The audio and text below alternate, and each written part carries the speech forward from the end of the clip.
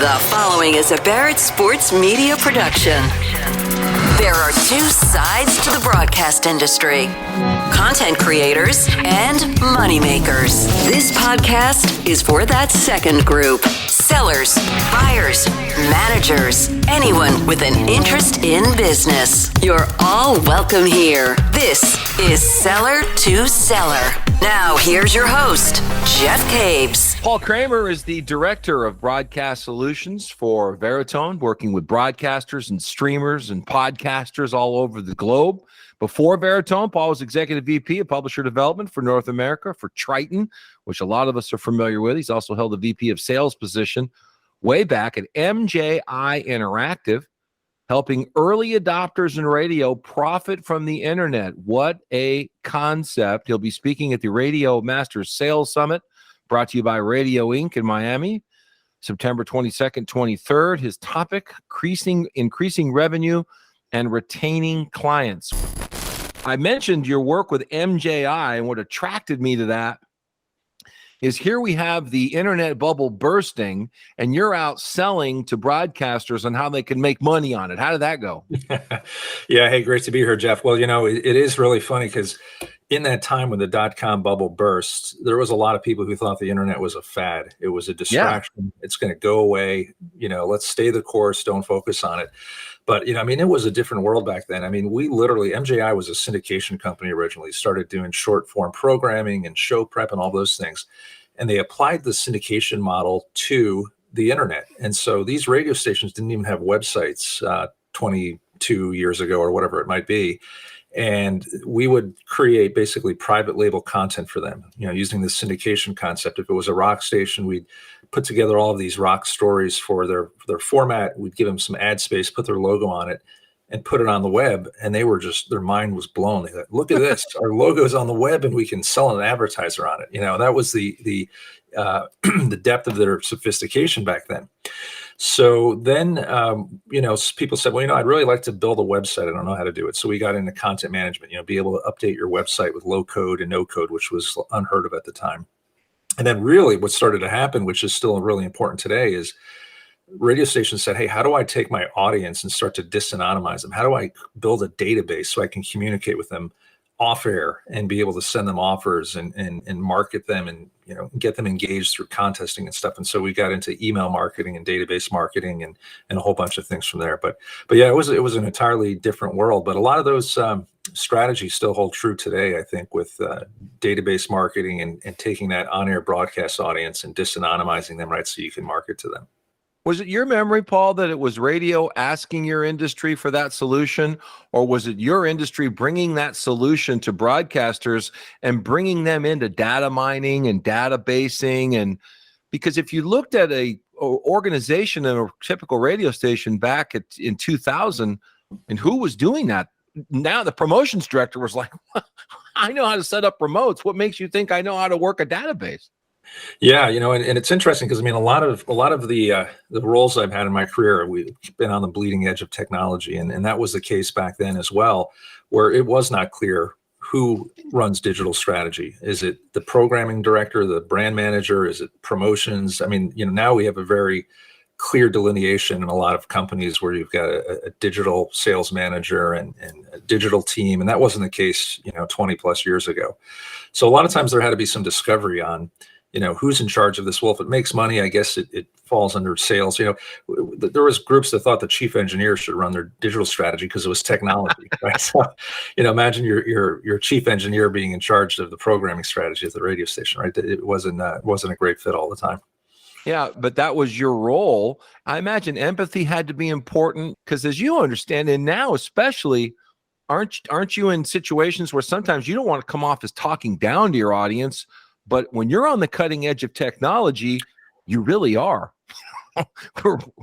Depending upon your audience, right? And I think really what the biggest benefit is for a lot of clients we work with is helping them understand they're not just in the radio business or they're not just in the audio business, they're in the audience business, right? And that's really what happened with this too. It's how do we build audiences and how do we monetize those audiences? And we build those audiences by great compelling content, engagement and different factors like that. And the internet's just another tool to build audiences.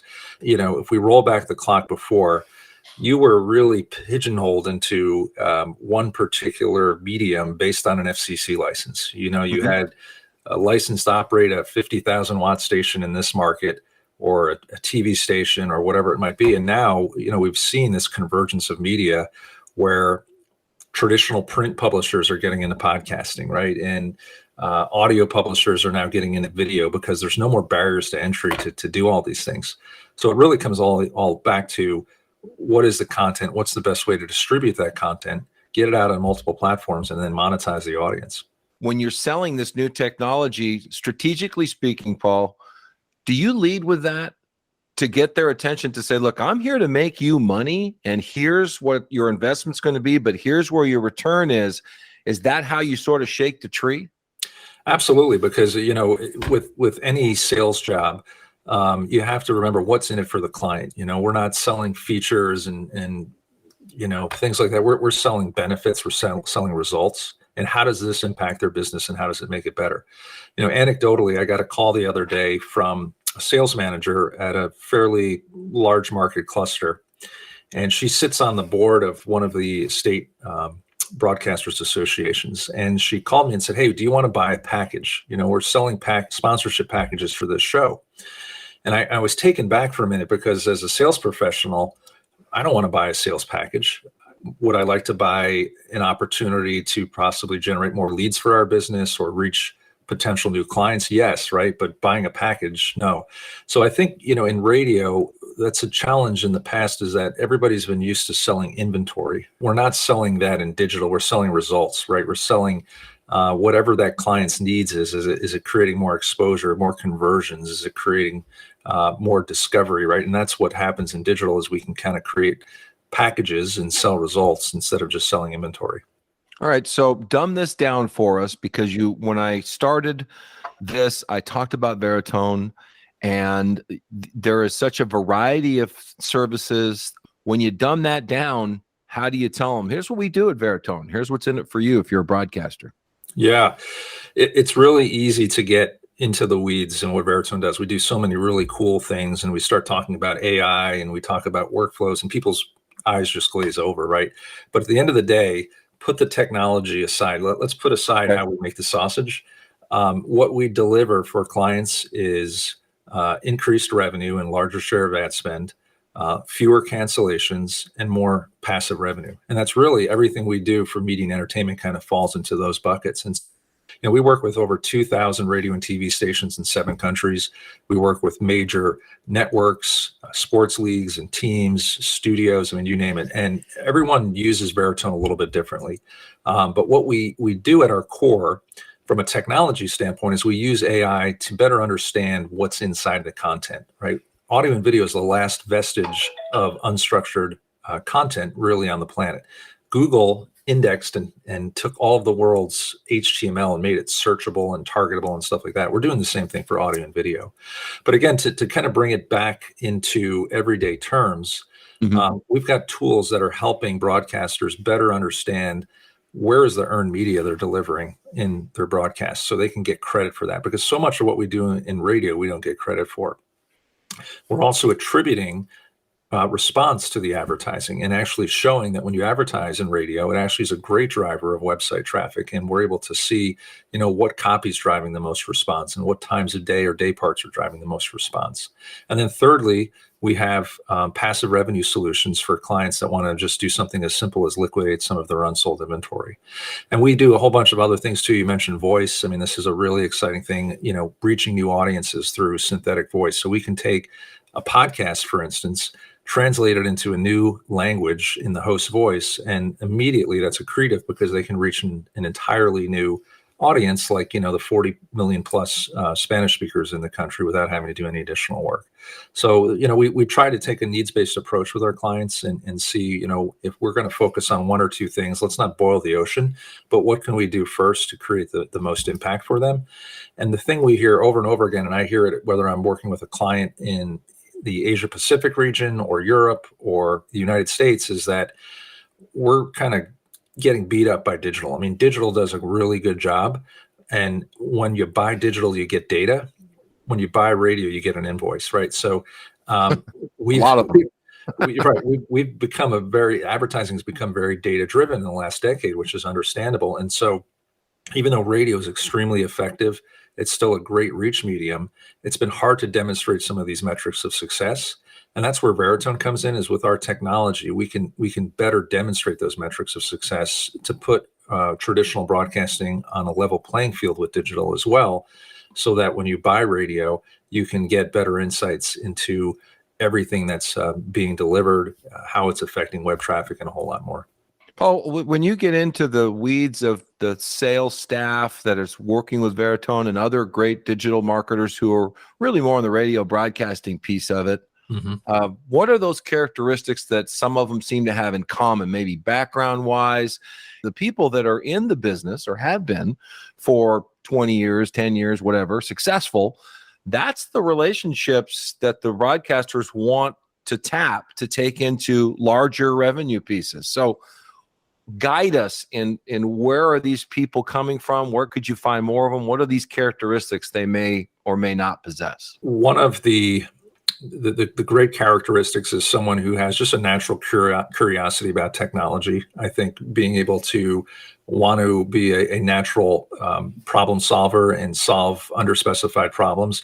I think really, again, with digital, you're really going in back to sales 101 and selling solutions, doing a really in-depth customer needs analysis and understanding, okay, if I have this whole toolbox of digital tools, I'm not trying to sell them every tool in my toolbox. I'm just trying to use the right tools for the right job. And I love that analogy because, my wife has a honey-do list for me. And when I pull out my toolbox, I don't need a hammer every time. Sometimes I need a wrench. And so that's where, understanding how these digital tools can help the client with their particular advertising objectives are really, really, really helpful.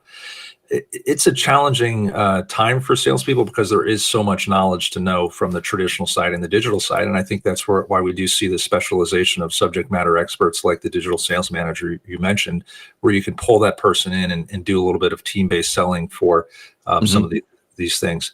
But I think from a recruiting standpoint as an industry, we've often heard these stereotypes that I think we all want to shed, that, radio is old media. It's traditional media. It's not new media, right? And we need to shed those things. And I think podcasting is helping us do that. And in that process, we'll attract, I think, new blood and newer and younger people who want to work in this industry. And, Gen X is the last analog industry that was out there, right? If you're Gen X, you remember a time before digital. Millennials and Gen Z don't remember a time before digital. And in some ways, I think that makes them great sellers of digital because they've grown up using these platforms. I mean, they understand influencer marketing and social media and all these different things, and it's just kind of second nature to them. So I think that's really where a lot of these talent will come from, really, is really in recruiting new people out of school that just have a digital affinity and have grown up using these technologies. We talked about podcasting, or you mentioned it at least. I've talked to Seth Ressler and others about branded podcasts and how the iHearts and Cumulus and Westwood ones are getting more and more, and Triton and getting more and more into marketing these. And one of the competitive advantages that you'll hear when you go into the meetings through the broadcasting piece of it and the groups is, hey, we've got an over-the-air signal to promote these podcasts or this digital or that. And that is a competitive advantage that many, many, many people do not have. So how important is that, in your opinion, in today's digital marketplace? I think it's extremely important, right? It's the power of that loudspeaker. And if we go back to where we started, where we were talking about that .com bubble 20 plus years ago, a lot of the great .com brands today were built on the backs of radio. I mean, brands like Monster.com and Travelocity and all of these brands that we've come to know, they advertised heavily on radio. And still today, these brands have to go out and buy radio airtime. All these new direct-to-consumer brands that want to make you aware of what they do. They go to radio, right, to create awareness and to drive traffic. And radio is really good at driving that. So by owning the radio station, right, we have our own self-promotion here that we can utilize. And so I think it's so important. We've done a lot of studies, attributing web traffic back to radio. And there's a really strong correlation there that shows as the frequency of spots increases, the actual lift on the website traffic increases too.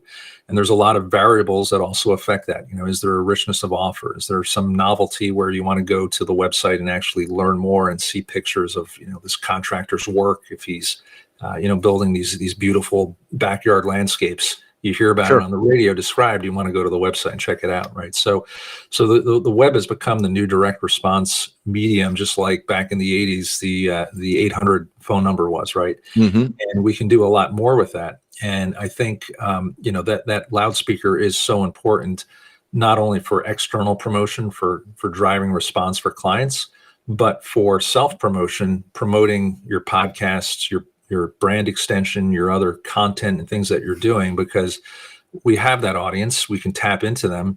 And to my earlier point, we want to disanonymize them so we can catalog them in a database through social media, through other means, so we can reach them and market them off air too. Because as we do know, I think it's not always popular to say, radio still is the number one reach medium, but that reach has declined in the last few years. TSL and AQH is getting lower book over book or period over period. So, let's use that loudspeaker while we have it, but then let's be able to reach those listeners and the potential consumers off air as well too. Well, you made an interesting observation among many of them, but one of them was while we have it. And broadcasters and their terrestrial signals, and there's those towers and everything it takes to make that happen, the real estate that goes with it, at what point that real estate is more valuable for other purposes. We've seen this in major metropolitan areas where they sell those off. And they contemplate, I'm sure, why don't we just stream this thing? Why don't we just go all digital with it? So how long does this go? How critical is that loudspeaker, as you put it, to making this work for broadcasters? And what's the difference, Paul, between, what if somebody was going to launch a new podcast, Paul's Home Improvement Tips, and you just bought a bunch of Google and Facebook ads to promote it, and people are people, right? You're just generating people to listen. So that's a lot to cover, but what are your thoughts on any of those things? Yeah, and it's interesting because a lot of younger consumers now, I think of radio, and you may too, because we've been in the business a while, as that traditional over-the-air terrestrial signal. Younger consumers think of radio as this all-encompassing term of podcast, streaming, over the air. It's just audio to them, right? That's radio. It's live talk and live music entertainment. So, I think the whole idea of this distribution monopoly is no longer the case. And a few years ago, at the Consumer Electronics Show, it was mentioned that consumers want to consume video on the best available screen. So if you're sitting at home in front of your 65-inch flat screen, you're going to use that.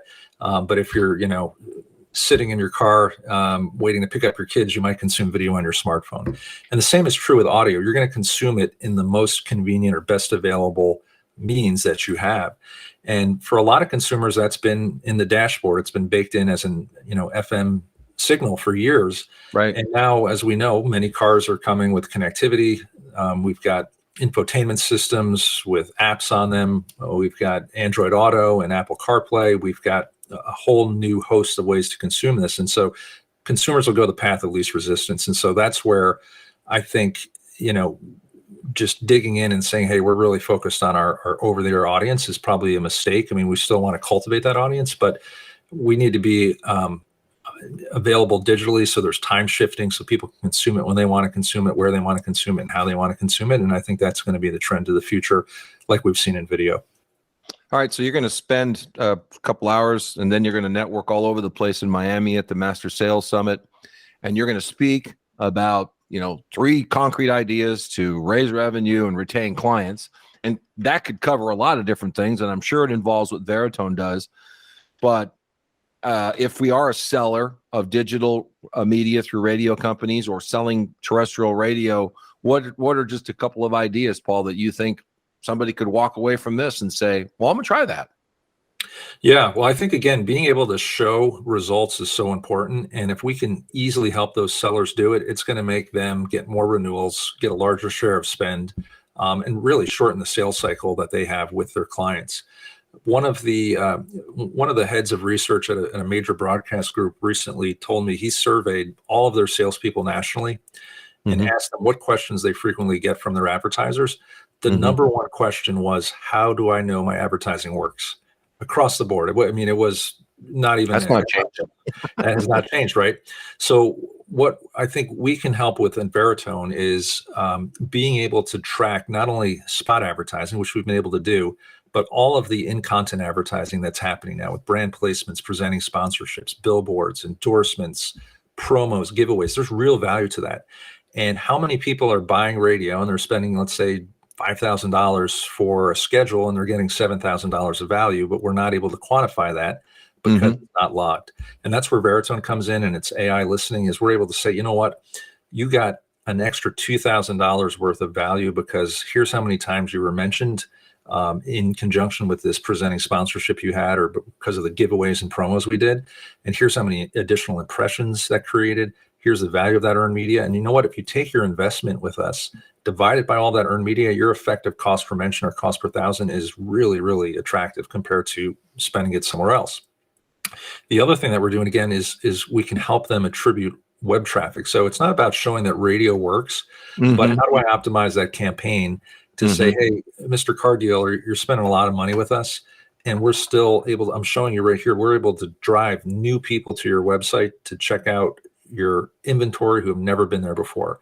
Or, we have 2 different spots running, something about incentive advertising for $1,000 off a truck, or Labor Day sale. And guess what? We found out that the incentive advertising actually drove more consumers to your website. So let's use that more often in your schedule because it's getting you better response.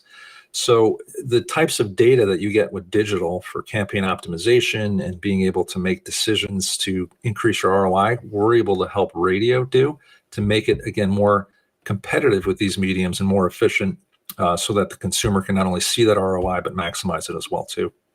Do you think it can go so far, Paul, as to compete with the pay-per-click business, where you can, through your AI listening, determine how many people actually went and clicked on that truck, $3,000 behind MSRP by Monday at 5?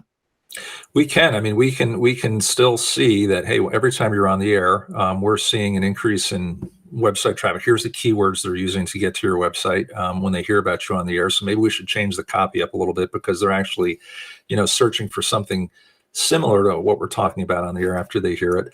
It's really about providing insights. I liken it to, flying an airplane with instrumentation or without instrumentation. You definitely want that instrumentation, and this is really bringing that instrumentation into the sales process and the sales dialogue, which is nice. Paul, tremendous insight. I'm sure that you're as excited as anybody to get down to Miami and present more information. We really appreciate your time and all the work that you've done. Well, thanks, Jeff. Thank you for having me on. I really appreciate it. All right. Thanks to Paul Cramer for joining me on Seller to Seller. You can find more information on Paul on LinkedIn.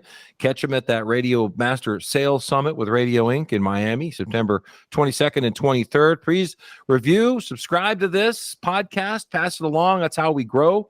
You can email me, jeffcaves54@gmail.com with interview requests. Check barrettsportsmedia.com for weekly sales columns and past pods. Talk to you next week.